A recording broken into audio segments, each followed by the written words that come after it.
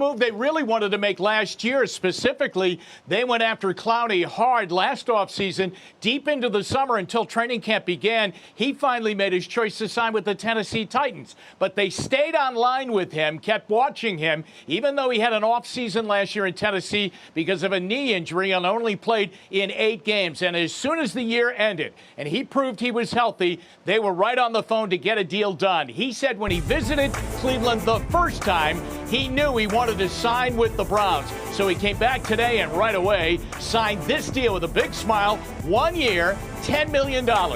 This now puts together the dream team that the Browns want for pass rush. Myles Garrett on one side, Clowney on the other side. Pick your poison as you try and block those two. It's something Clowney is thrilled to be taking part in.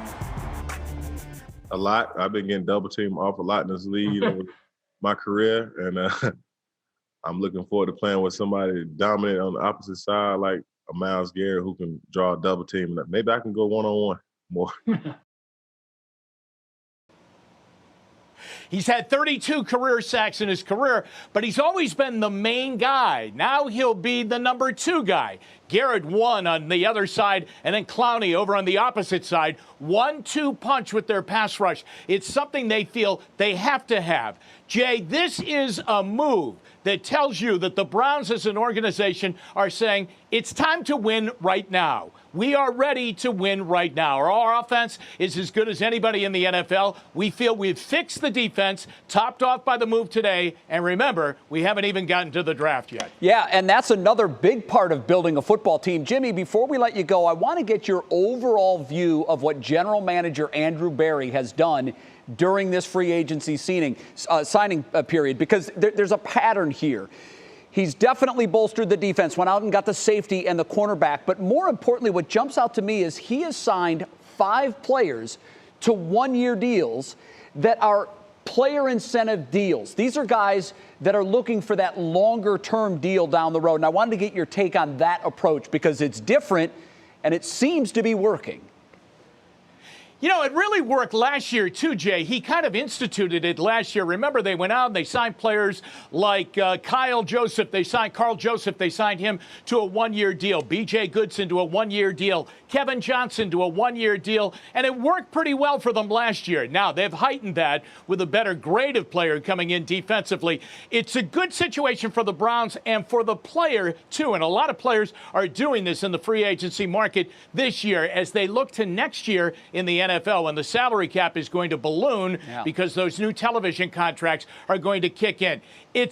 What Andrew Berry has done now in 2 years is really amazing, but it's very patient. Last year, it was all offense. He realized he had to build the defense up this year. He has definitely done that now. This is a very, very, very good football team coming into this season. And I think the draft is going to make us even better. Jim Donovan, I'm sure you'll have much more on this big story coming up tonight at 6 o'clock. We'll see you then. Thanks, Jim.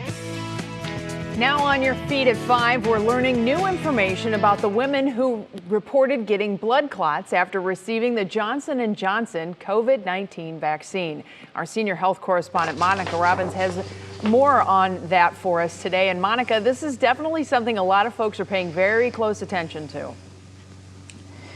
Yeah, and they should, Bets. You know, we still don't know if those rare, less than 1 in a million blood clots are related to the J&J vaccine.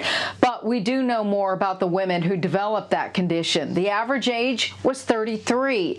Only 1 was taking birth control. 3 were obese. 1 had hypothyroidism, 1 with hypertension, and 1 had asthma. None had known blood clotting disorders. Now, the Federal Advisory Panel will determine who should continue to get the shot and provide a timeline when the Johnson & Johnson vaccine will again be available.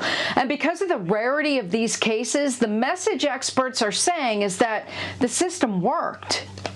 So as opposed to looking this as a negative safety issue, it could be looked at as a positive issue where they know that when we let a vaccine be available and give it a go-ahead to be put into the arms of the American people, we do it with a considerable degree of confidence as to its safety.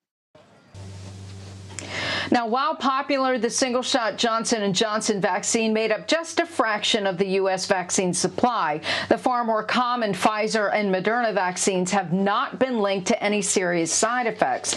The greater risk, though, Bets, could be fueling the fears of those who are already hesitant in getting a vaccine to begin with. A new study conducted before all this Johnson & Johnson stuff came out showed 1 in 5 Americans was still hesitant about getting vaccinated. But I think it's really important to reiterate that this pause was mainly intended to let doctors and healthcare providers look for vaccine history in women or anybody who presents with those particular symptoms: severe headache onset, abdominal pain, leg pain, and shortness of breath. And I'll have more on the symptoms that these 6 women experienced tonight at 6. Certainly more to come on the entire story beyond that, too. Thank you so much, Monica, for keeping us up to date. Jay? We have new information in the case involving a former Minneapolis police officer, Kim Potter, who shot and killed Daunte Wright on Sunday. She has now been charged with second-degree manslaughter. Potter was taken into custody this morning. She shot Wright in the chest during a traffic stop. It's believed she meant to draw her taser. Instead, she drew her service revolver. While Wright's family attorney says they will have their day in court, others are taking to the streets. Hundreds of protesters ignoring curfew and sometimes challenging police. There were those that decided to come out and throw bricks, a light here, alcohol bottles, cans, and other items at law enforcement officers. There are now more than 3,000 National Guard troop members in the area. Well, Wright's death happened just 14 miles north of where George Floyd died last year. And today, the trial for the former officer charged with killing Floyd continued. NBC's Wendy Woolfolk has more on what happened during the second day of defense testimony. You swear or affirm under penalty of perjury. Day 2 of Derek Chauvin's defense, disputing the prosecution's cause of death. Mr. Floyd died of a cardiac arrhythmia due to hypertensive atherosclerotic cardiovascular disease during the restraint. Slowly and methodically, a former medical examiner and forensic pathologist discussed the condition of George Floyd's enlarged heart and narrowed blood vessels, in addition to fentanyl and methamphetamine in his system. How did the heart and drugs contribute to the cause of death? They were significant, or they contributed to Mr. Floyd having a sudden cardiac arrest, in my opinion. That's how I would read it.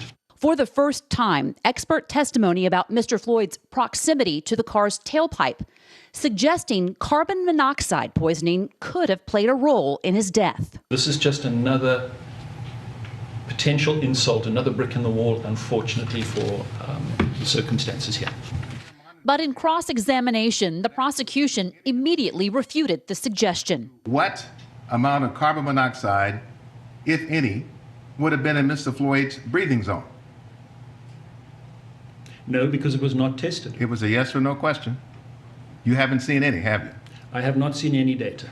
But ultimately, it's up to the jury to determine what evidence they believe. Wendy Woolfolk, NBC News. Back here at home, we have some sad news to tell you about. Former Geauga County Sheriff Dan McClellan died this morning. He was the sheriff in Geauga County from 2003 to 2016. In total, he served the county for 44 years. McClellan was a popular figure in Geauga County.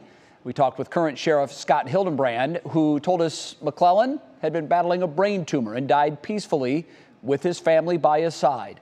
He added McClellan's legacy is not only finishing their new building, but also his canine partner, Midge. He always joked that Midge was more popular than he was.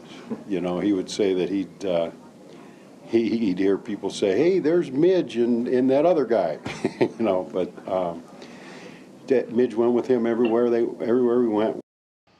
He added that McClellan was a mentor to him. He will certainly be missed by all who knew him. No official funeral arrangements have been announced just yet. Well, we still have more coming for you here on What's New. Blossom's Music Festival is back. What's new at the venue as it welcomes back the summer concert series? January Keaton is going to be along to fill us in with the latest. Plus 100 days to Tokyo. The countdown is on. As Olympians return to their craft for the Summer Games, we're going to tell you what to expect over the next 3+ months. That's just ahead. And Matt, another sunny spring day across Northeast Ohio. Can we hit pause for a while and just hold on to today's weather just a little longer? Yeah, Jay Crawford, you said 100 days, till the Olympics. 100 days of this would be great across Northeast Ohio as that sun continues to rain down. Your outdoor dining forecast tonight looking great as well. You may need the heater later as we drop back into the 40s. Otherwise, we have a beautiful forecast in store tonight. That carries through early tomorrow, and then things change. I've got your forecast for you coming up.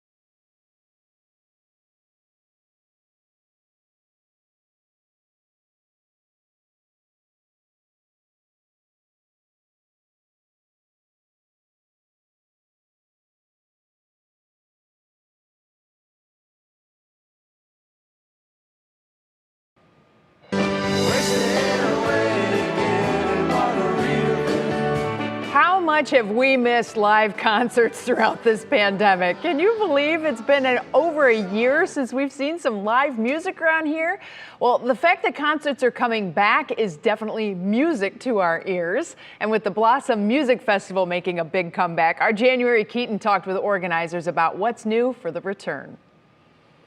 We perform for audiences and we can't wait to have them back. And we can't wait to come back. COVID kept it away for a year. Now an old Cleveland favorite calling for us to come sit on the lawn and kick back with some classical music favorites. It's really exciting. We've spent a year, we've been doing different things. We've been streaming and doing digital work, but having an audience, having a good audience and a big audience in place is what we do. Starting 4th of July weekend, the Cleveland Orchestra will play concerts again for a live audience in a long-awaited return to the Blossom Music Festival in Cuyahoga Falls' picturesque Cuyahoga Valley National Park. 10 weeks of international music stars and fan-favorite conductors, not to mention the uber-talented musicians, and of course, still gotta follow COVID rules. The state and the governor have mandated that we can perform at 30% of capacity, which takes a 19,000 seat venue down to about 6,500, 6,000, something like that. We figure we can do 4,500 in the lawn and about 1,500 in the pavilion. Which means expect limited capacity seating. Also, wear your mask and maintain the typical 6 feet of space from others. All of that still applies, even outdoors. Staff will be obeying COVID protocol too, so that everyone can enjoy America's finest orchestra safely. That's right. Now, Ross Benny, who you saw there in the piece, he mentioned that 30% capacity is all they're allowed to have. Well, as we all know, the state has lifted that mandate on outdoor venues. So now, he said, the 1,500 that he mentioned that will be in the pavilion area, that's going to stay the same because they still have to maintain 6 feet of social distancing there. But the 4,500 capacity outside on the lawn, he said that will increase as the summer season approaches. They don't know exactly what that number will be in the final tally, but for now, 4,500 on the lawn will likely increase. Go to our website, WKYC.com, if you want more information on all of this information. Live in Cuyahoga Falls, January Keaton, 3 News. It is the perfect venue for this as things begin to open up again. Lots of elbow room for folks. January, thank you so much. Well, it feels so good to say this. The 2020 Summer Olympics are finally 100 days away. 115 athletes have already qualified for Team USA. More than 600 American athletes are expected to be on that final roster when it finally makes its way to Japan in July. Today's the last day for canoe and kayak slalom trials. That's taking place at the U.S. National Whitewater Center in Charlotte, North Carolina. The Olympic torch is making its way through Japan right now, but off public roads because of a rise in COVID cases there. And in case you're wondering, yes, it will still be branded as the 2020 Olympics, even though they are taking place, of course, in 2021. Well, what a day, right? We're thinking summery thoughts, even though the temperatures may not be feeling so summery. But Matt Wentz, I got to tell you, things are definitely looking on the up and up for now. Yeah, unless we look at temperature graphs, but yeah, things are looking great. We've got longer days, warmer. We've got warmer days ahead of us, just not tomorrow. I'm sure Jay Crawford has some kind of positive word I can put on tomorrow afternoon's weather. Sure, leap. I'm ready to leap into summer. Yeah, me too, Jay. I'll tell you, after everything that we went through last week in terms of those warm temperatures, I think all of us have a pretty good taste in our mouth that we really want to get back around here. But, days like today are gorgeous as well. I know many of you like these cooler temperatures because we can't get them back once we get into the heat of summer. Generally, just a tick or two cooler today than where we were yesterday. We've generally got 60s down towards the south, a little bit cooler off towards the north. We're in the 50s, lakeshore counties. Overall, not a sharp fall tonight. We'll be back into the low 50s before we know it, then eventually the 40s. We do have a period of clouds that'll move through tonight, but we're dry for your evening plans, and we'll be dry to start your day tomorrow. But glaring at us from the north, what a great presentation this gives you. This is the water vapor loop, so this just shows the flow of the air masses. Literally, I think I had a River drawing circles earlier today, and he drew one that looked kind of like this ellipse you see here. This is an area of low pressure that's cut off from the main flow of the jet stream. This whole thing, as the system slides by to our south, will slowly get dragged across the lakes in the northeast. What that means for our forecasts, well, at the surface, we've got rain, even some snow falling, and you can see that pocket of cooler air that'll also be coming in here as well. So we do have changing conditions tomorrow, as we've been highlighting this week. It's going to take an area of low pressure that gets developing off the eastern seaboard to really grab that and pull it down into the area. And it's got a little staying power as well. It'll be with us on Friday before clearing out. So what does that mean for us locally? Let's time it out here as we go hour by hour with your National Design Mart forecast. Back into the upper 30s to 40s tonight with those clouds. We'll be dry tomorrow morning. I think we're mainly dry by noon tomorrow for any of those lunch plans. Look at temperatures, though. These are pretty much your highs tomorrow in the upper 40s. Here comes that low as it comes across the lake. Keep in mind, it's not just cooler here at the surface, but colder air aloft. So that'll help to create some instability. So that will likely fire up some pretty good downpours that will come and then they'll go and then they'll come back. May have still some hail chances with that. A little bit of grapple possible as well. But you can see how by afternoon and evening we got a much different look. By tomorrow night we will start to dry things out until we get a little lake effect rain Friday morning. That will be mainly out east, but eventually as we get into the afternoon we'll start to leap back into some sunshine from west to east across the area as we go through time. Could be a lot worse though, right? They're going to have some real good snow out of this, out towards the east. Another system's going to bring feet of snow to the Rockies once again. For all of us, we're not going to get the snow, but for all of us, the blues indicating below average temperatures, not just now, but once we get that cold air settling in, we've got another hit next week. So much of the eastern half of the country is going to be below average over the next 7 days. Union Hill Mortgage 7-day forecast, 47 for a high tomorrow, leftover rain Friday. Saturday, Sunday, most hours will be dry, but can't rule out a stray pop-up shower in the afternoon. And the next week we do it all over again. Tuesday we have falling temps with more rain showers around on Wednesday. So we're not going to get out of this rut. We'll have some nice days in between. But until then, we've got tomorrow and Friday's weather to deal with. Won't be terrible. All right, won't be terrible, but it's not a thumbs up. Matt, we'll see you in the next half hour. Coming up on What's New, we're going to tell you why country music star Morgan Wallen won't be performing as planned this summer. That's ahead in your pop break. And then cats love to chase things, even if it's stuck on their collar. This is hysterical. This poor little cat. We'll have more on this and who else got in on the fun coming up in our Worth the Watch. Why didn't I think of that? Oh, my gosh.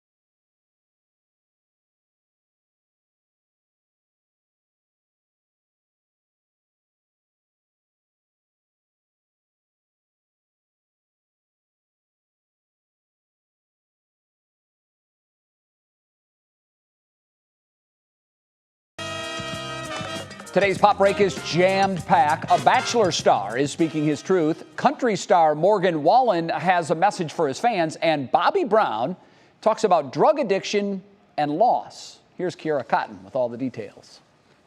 Legendary singer Bobby Brown is the latest star to visit Red Table Talk. In today's episode, the 52-year-old talked about coping with loss, including that of his children, Bobby Christina in 2015, and most recently the loss of his son, Bobby Jr., in November of last year. It was recently released that Bobby Jr. died of an accidental overdose. Knowing that, Brown addressed the dangers of street drugs and overcoming his own alcohol addiction. The full Red Table Talk episode, titled An Urgent Message from Bobby Brown, is out now. And the blues for country music star Morgan Wallen continue. On Tuesday, the 27-year-old posted a handwritten letter to social media announcing that he wouldn't be touring this summer, saying, "I found this time away to be very valuable to me in many ways, but I feel like I need a little more of it." His letter comes 2 months after a video surfaced of Wallen using a racial slur. He also wrote online, "I've made some mistakes. I'm figuring those out, and I apologize because I was truly sorry and have been making amends." And Colton Underwood is ready to live his truth. In an interview this morning, the former Bachelor star came out as gay after, quote, running and hating himself for a long time. According to Underwood, he came to terms with his reality earlier this year and has been working to process it all. In the interview, he says the next step was telling people. I'm still the same Colton everybody met on TV. I'm still the same Colton to my friends and my family. I just happen to be able to share with people now all of me. And Taylor Swift fans are speculating on which album she'll re-record next. She appeared on The Late Show with Stephen Colbert last night and apparently dropped some hints. Fans are saying 1989, but we'll just have to wait and see. Back to you guys. Thank you so much, Kira. All right, now to today's Worth the Watch. And cat lovers can understand this. You know how cats love to try and catch things. Well, you look at this. It speaks for itself, right? The owner obviously wanted to play this little game with his kitty, so we put a little flying critter type deal on his collar. Well, their little kitten also wanted to get in on that. Yeah, I saw that. But look at this. The poor thing. This is what the internet is made for, in my opinion. It is.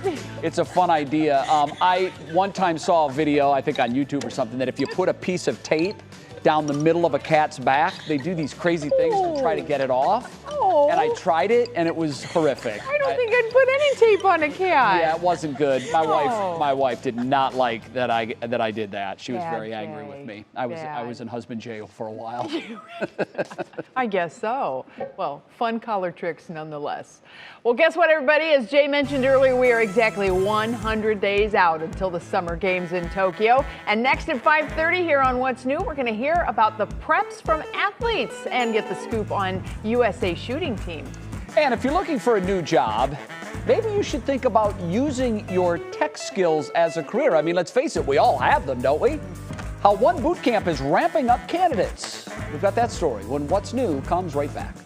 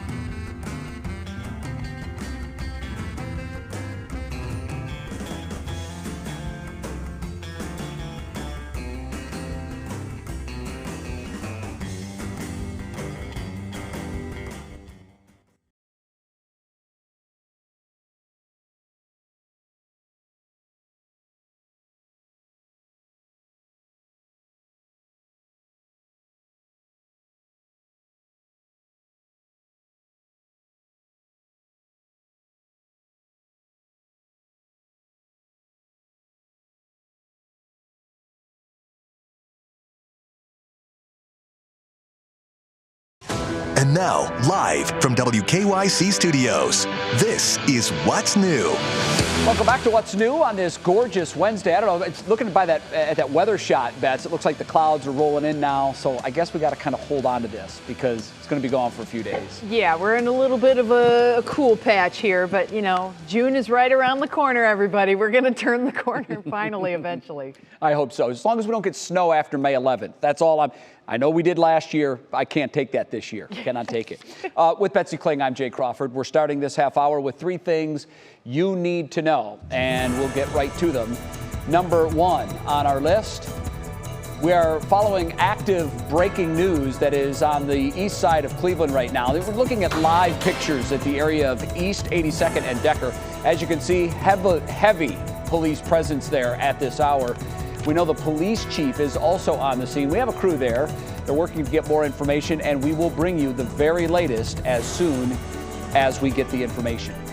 Another story that we've been following, the Rocky River School District has released new records today tied to the investigation into 6 now former high school teachers. The massive release of public records came after the district sent letters to the Ohio Department of Education dispelling concerns that the teachers would not face any state investigation.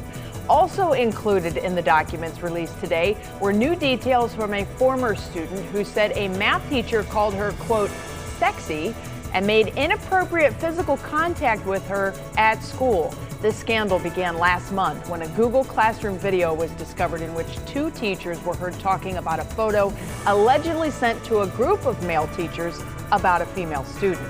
We're going to have more on these allegations coming up on What Matters Most at 6. And number 3, our new COVID cases. Down slightly from yesterday, but still outpacing our 14-day average. Ohio reporting 2,216 new cases today.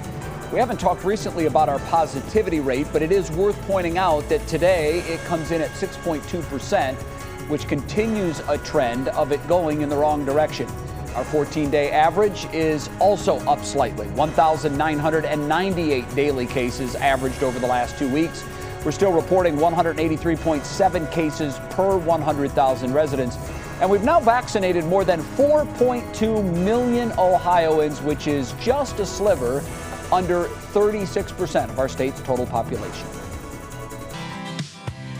Well, everybody, it's time to get excited. The opening ceremony for the Summer Olympics is finally 100 days away, and the long-awaited postponed games are scheduled to start July 23rd, and they come with a lot of restrictions. Now, some athletes are still looking to qualify, while others have waited more than a year to even compete. Matt Renew, with our sister station in Denver, talked with members of the USA shooting team about what the wait has been like. With Team USA shooting athletes like Jenny Thrasher, builds a lot of adaptability. Training in an abandoned Macy's. It is in a mall. At the Citadel Mall in Colorado Springs. I think we're technically in women's intimates here with the air rifle range. It's pretty clear the upcoming Summer Olympics are going to look a little different. Definitely going to be an interesting event. Because 100 days from the opening ceremony of the postponed 2020 Summer Olympics, and this probably a millimeter is the closest these athletes have gotten to the Olympics in Tokyo so far. Unlike any other normal situation where you make the team and then you wait maybe a couple months and you go off to the Olympics, this time we had a year. Last year, the games were postponed due to the pandemic, and now 12 months later, Team USA athletes are doing their Olympic summit virtually, while Tokyo prepares for a pandemic Olympics, restricting foreign fans and keeping athletes under strict health guidelines when they arrive. There won't be any USA house. Something USA shooters have had time to prepare for, with nearly the entire team qualifying for the games more than a year ago. There are 21 athletes that'll compete in the different events, shotgun, rifle, and pistol, at the Olympics in Tokyo, and we've picked all but 4 of those for the foundation. Athletes like Jenny is going to be, I think, inspirational for a lot of people who have spent months training in this old department store, setting their sights on a lifelong dream to take their shot at the Summer Olympics, now just 100 days away. I just can't wait to do my best and to represent my country well.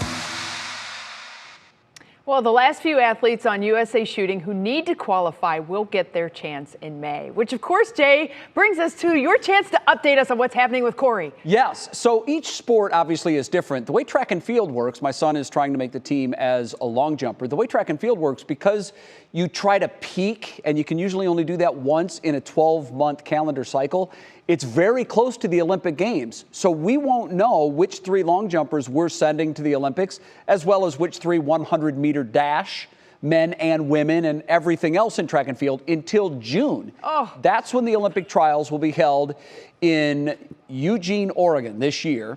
And it all builds up to that. Now, he opened his outdoor season 2 weekends ago with the meet at the Olympic Training Center and jumped very well. What are his, how far can he, like, what is his best jump? His personal record is 27 feet. And here's the way I explain that.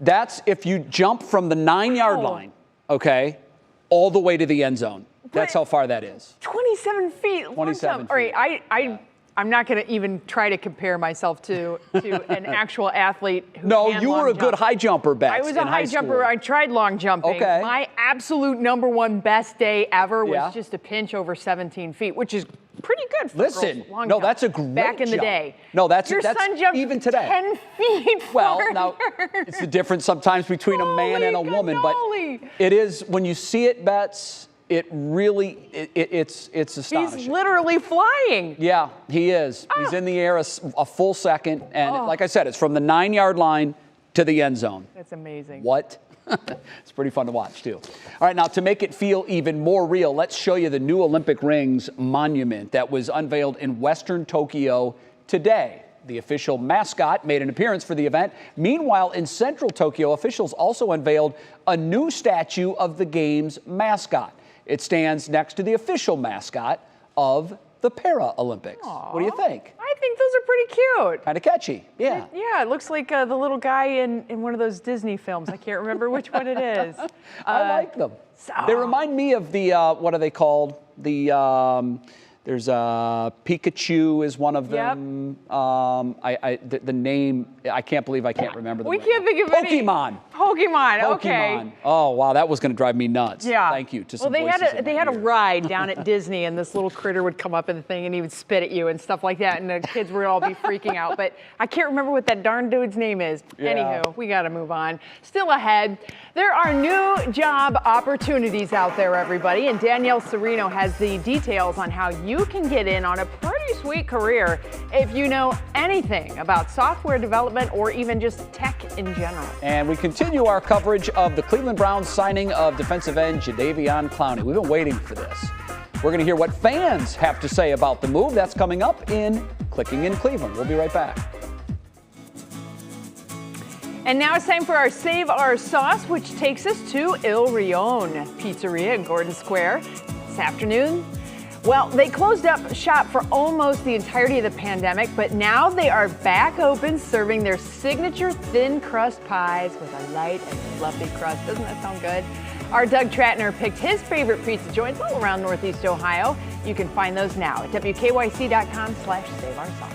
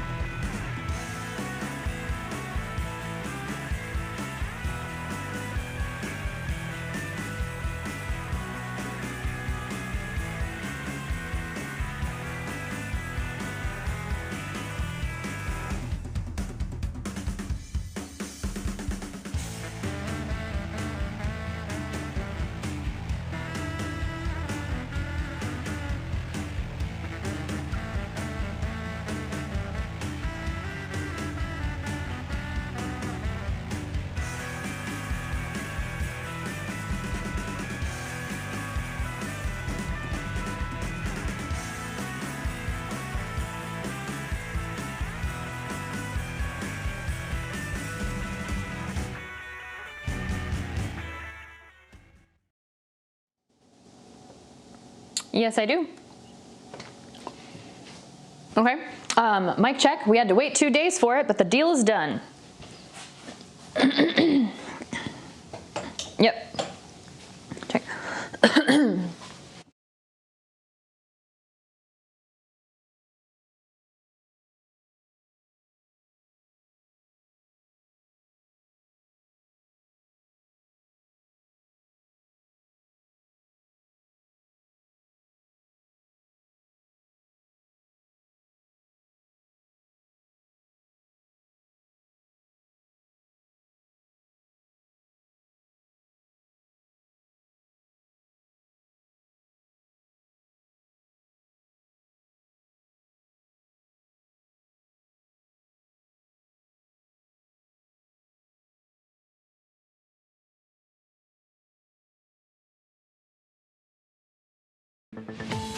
All right, how many of you at home were screaming Lilo and Stitch?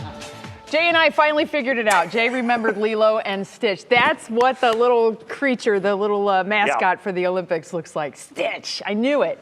Matt, what you got as far as the forecast goes now that we've solved that little riddle? Yeah, well, if you would have opened up my mic, I could have told you that, but that's okay. You guys keep me. I'm just kidding. I had no idea. You know, Betsy, I want to blow everyone's mind here in terms of some stats, just some boring scientific stuff, but I think a lot of people enjoy this, especially along the lakeshore. So the U.S. Army Corps of Engineers measures the water levels in Lake Erie and all the Great Lakes over the course of the year. So here's a chart. Remember, we had those record high water levels last year. That's the blue line. Here are your months of the year. There's the blue line. This black line you see is the record, which we were approaching last June.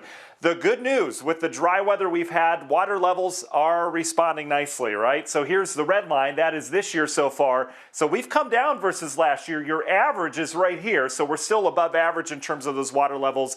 But a lot of you along the lakeshore, in terms of erosion, all sorts of problems, especially on the western basin, are paying attention to that water level. And that's good news as we head into summer. So precip so far, it has been dry. We got some much needed rain over the course of the last 7 days. So this will update again tomorrow in terms of our drought monitor, but these are your latest numbers where our deficit is. We still need anywhere from 2 to 4 inches of rainfall around here. It's been a very dry spring. We've got the ongoing drought out west that's real bad. This is something we can make up, but we're going to need some decent systems to come through. You can see the drier weather we've had across the Great Lakes, moderate and dry conditions and moderate drought across much of northern Ohio here. So we're going to get rain tonight? No. Are we going to get some tomorrow? Yes. And that will come in the afternoon and evening. You can see tonight we are quiet. There's those clouds that Jay was alluding to with the CSU cam moving in. Just a little period of clouds that'll move in tonight. We'll likely get in a little bit of clearing sky tomorrow morning, likely some sunshine tomorrow, but this is staring us in the face.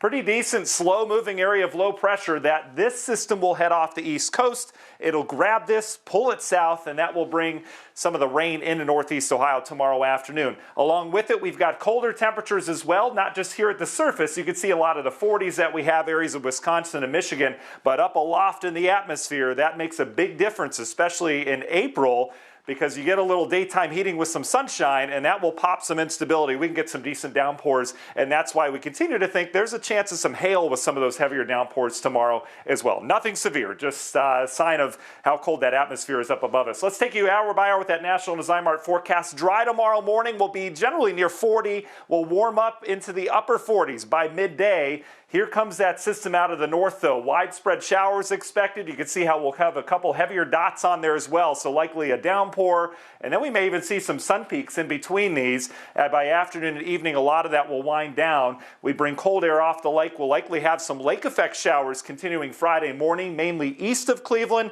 The rest of us will start to bring out some sunshine very slowly throughout Friday afternoon and evening. High temperatures on Friday. Tough to make 50. Union Home Mortgage 7-day forecast. 2 cool days in the forecast. The weekend, most hours will be dry. We'll be in the 50s. Can't rule out a stray shower, though, in the afternoon. Then we do it all over again next Tuesday and Wednesday with temperatures falling once again. So the 70s and 80s long gone, but I think we could all use the rain around here. We can be happy about that tomorrow. That is the silver lining. Matt, thank you very much. Right now, it's time to see what's clicking in Cleveland, and for that, we bring in our digital anchor, Stephanie Haney. Stephanie, I'm guessing Cleveland Browns fans are excited as all get out today. There is a lot of excitement out there, Jay. You know, we had to wait 2 extra days for it, but the deal is done, and both the players and the fans and the sports media are all talking about the Browns signing Jadeveon Clowney. First, here's what the players say. Baker Mayfield thinks this is the best birthday present he could have gotten. Happy birthday indeed, Baker. Donovan Peoples-Jones calls Clowney and Myles Garrett together a QB's nightmare, and Mac Wilson thinks general manager Andrew Berry is the GOAT for making this happen. The fans agree with that one. Dynasty CLE tweeted an appreciation post with Berry smiling wide, and CLE West says Big Ben on the Steelers is going to look like this, wide-eyed and terrified when he has to line up against Myles and Clowney. Now, if you ask Twitter, the Bengals, Steelers, and the Ravens will all be stuck with sad faces next season.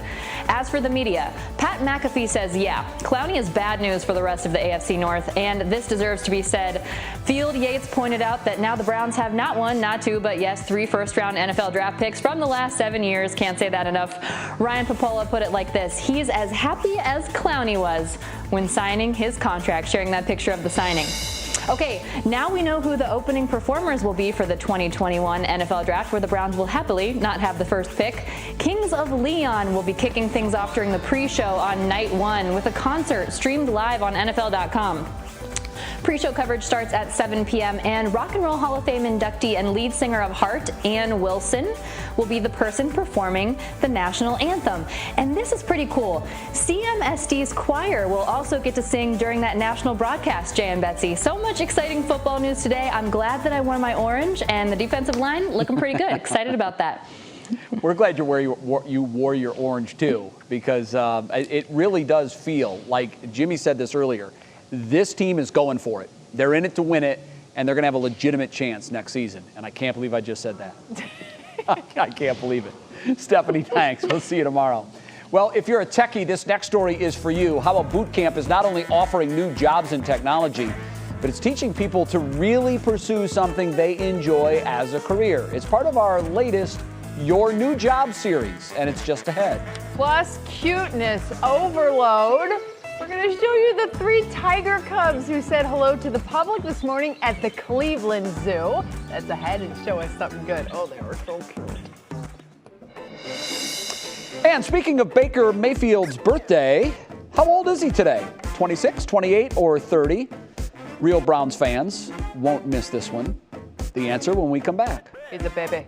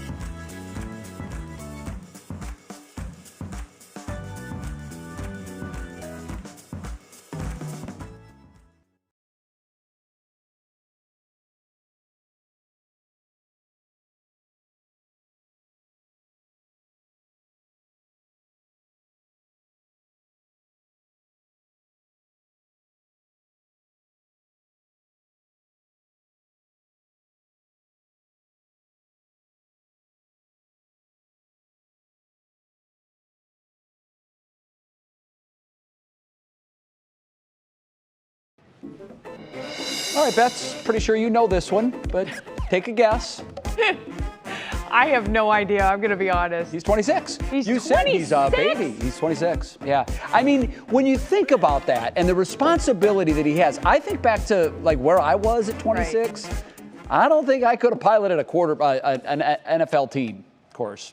That's just one of the many differences between Baker and I. He was born, by the way, in Austin, Texas. So, Baker, we say to you, happy 26th birthday. 26. I have such a problem, especially considering 2020 was worth like 4 years. Yeah, and I really have a problem adjusting timelines anymore. So that's just I think incredible. We all do. 26, wow. Well, in today's Your New Job segment, the pandemic has forced a lot of people to rethink their employment situation because they either lost their job or they realize that they're not really happy in their current spot. Well, as consumer investigator Danielle Serino tells us, the time to make a move is now, especially if a tech job piques your interest. The pandemic really made me realize like it's either now or never. Melissa Ferguson was going through the motions at her banking job, a respectable position, but certainly not her passion. I just seemed very empty and I was always, stressed out. It's like you just cannot get this piece to fit that puzzle. You can't do it. You can't do something you weren't meant to do. So in the middle of the pandemic, she quit and moved in with her family to pursue something she always loved, software development. I feel super lucky to be here. Enrolling in a 14-week intensive full-time coding boot camp called Tech Elevator, where individuals really from all walks of life enter our program, and even if they didn't have any coding or technical experience prior, get jobs as entry-level software engineers and developers with local companies. Melissa's fiance Cody, who handled insurance claims, enrolled as well, but it took a lot out of them. In the 3 months I was there, I was working in an attic, just typing away. It was tough. I didn't get to have a lot of luxuries. Which was the other hardship. More than $15,000 for the program.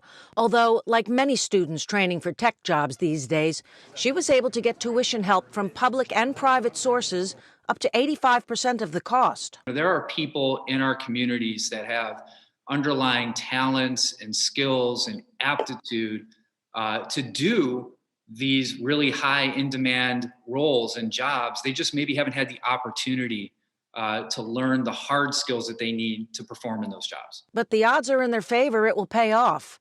The Bureau of Labor Statistics says the average salary for a software designer is more than $77,000, with the number of jobs growing.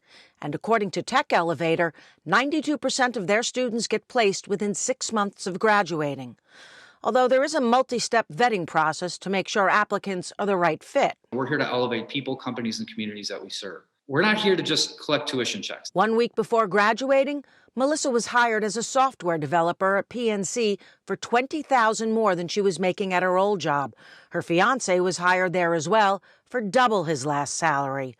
But it's finally getting to do what they love. That's the best payout. It was something that's unreal to both of us. It's one of those things where sometimes you feel like you're not worth more than what you're given. And then you find out that, with the right kind of community that helps build you up, like you are worth it. There's information about the program on our website, as well as articles on what to consider if this is something that interests you. I'm Danielle Serino, 3 News. Thank you so much, Danielle. Well, next on What's New, they're here. We have a sneak peek in our Show Us Something Good of the baby tiger cubs at the Cleveland Zoo who made their debut today. They are so cute. Look at them.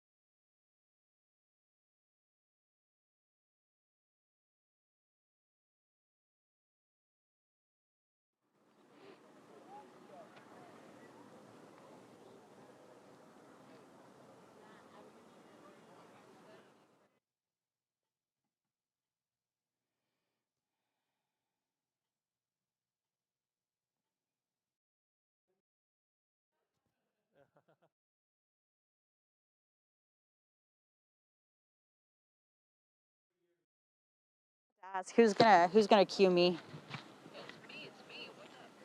What's up? How are ya? Hello, sir. I certainly do. How are you?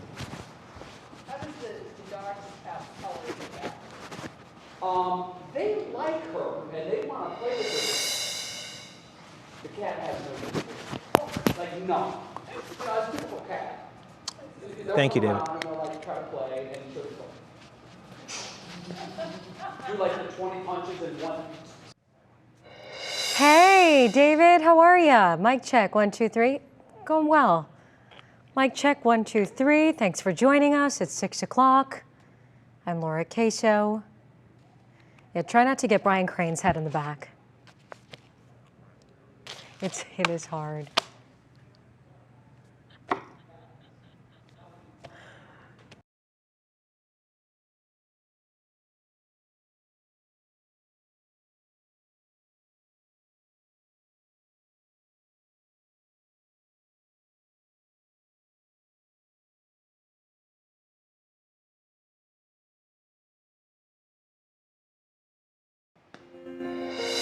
All right, here they are, the 3 tiger babies, 2 that were born at the Cleveland Metro Park Zoo on Christmas last year, and the other who came to Cleveland from the Tulsa Zoo. Take a look at them. They all made their first public debut just today. All 3 cubs are being raised in a unique social group of 2 endangered subspecies of tigers.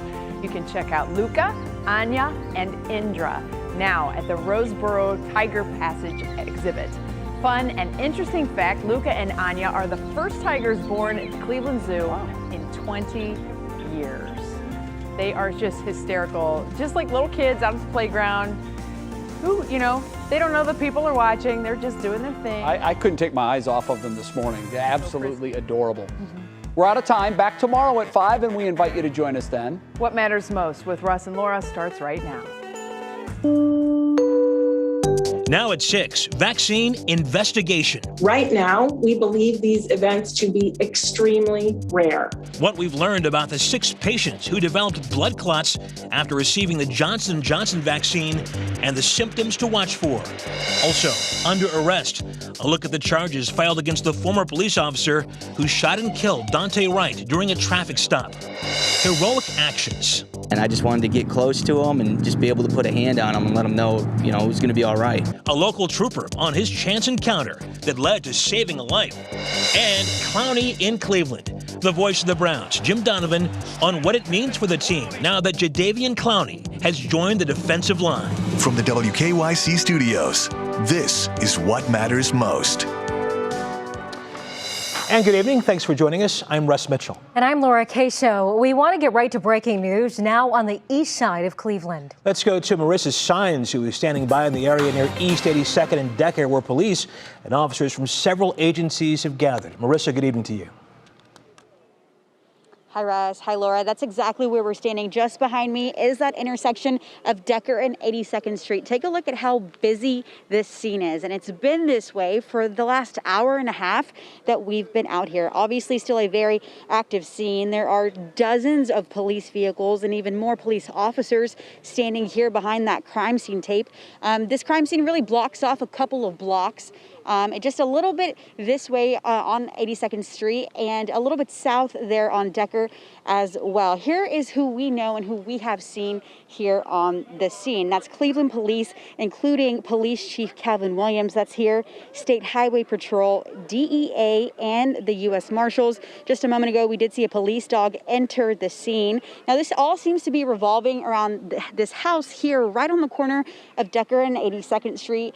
There you can see on your screen, just outside, those police officers that are standing there, they've really just been sitting there chatting for the time that we've been here. And just for some perspective for those of you watching here there at home, this is right next to the Cleveland Metropolitan School District East Professional Center, which again is on the corner of Decker and 82nd Street. There are also dozens of community members who are standing on all sides of the scene here watching what's unfolding and what's happening. We did see some of those people speaking to some of the police officers in a very calm tone. It seemed to be a collective conversation.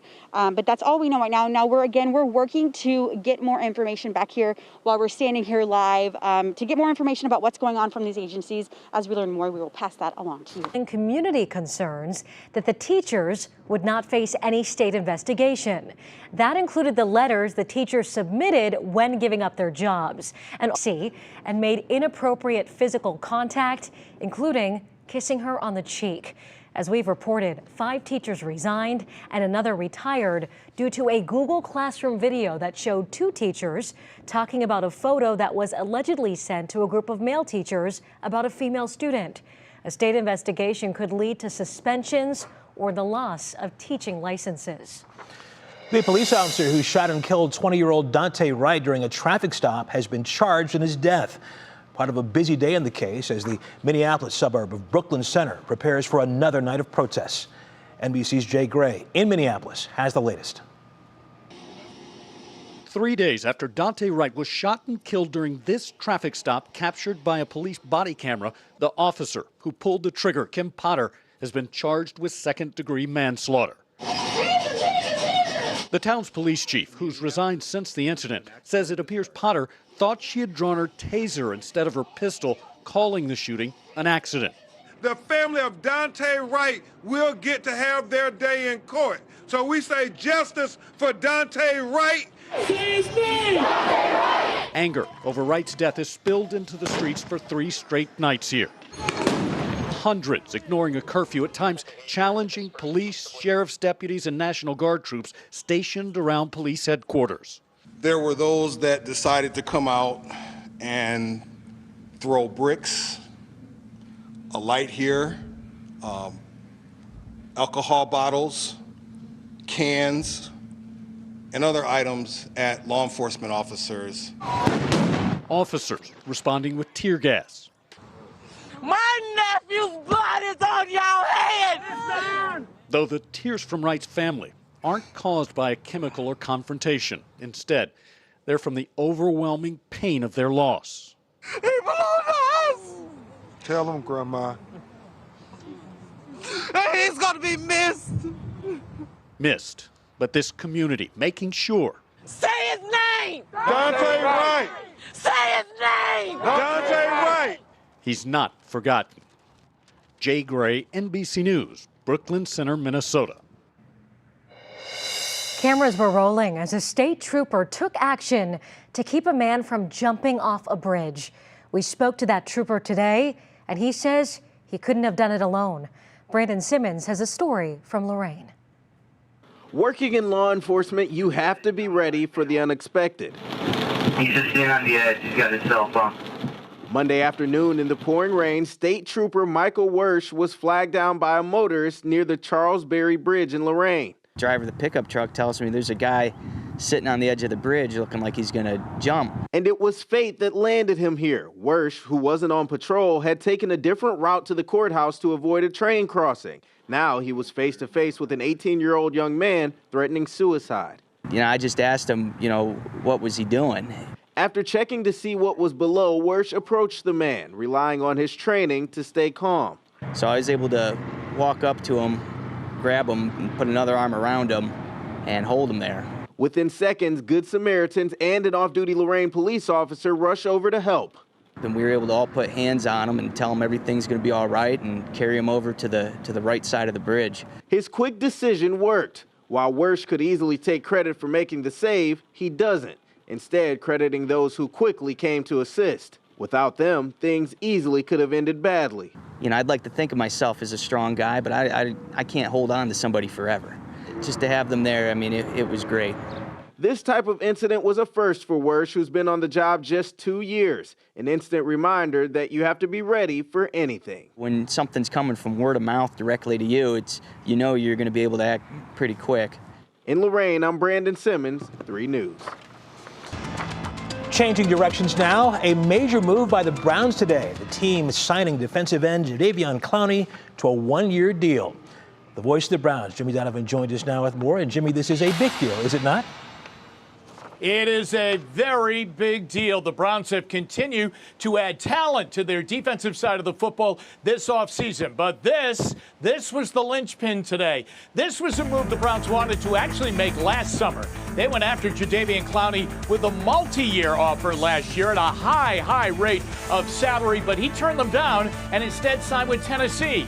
But the Browns kept patient, and they called him back this year, and he was ready to come to Cleveland. A one-year deal worth $10 million.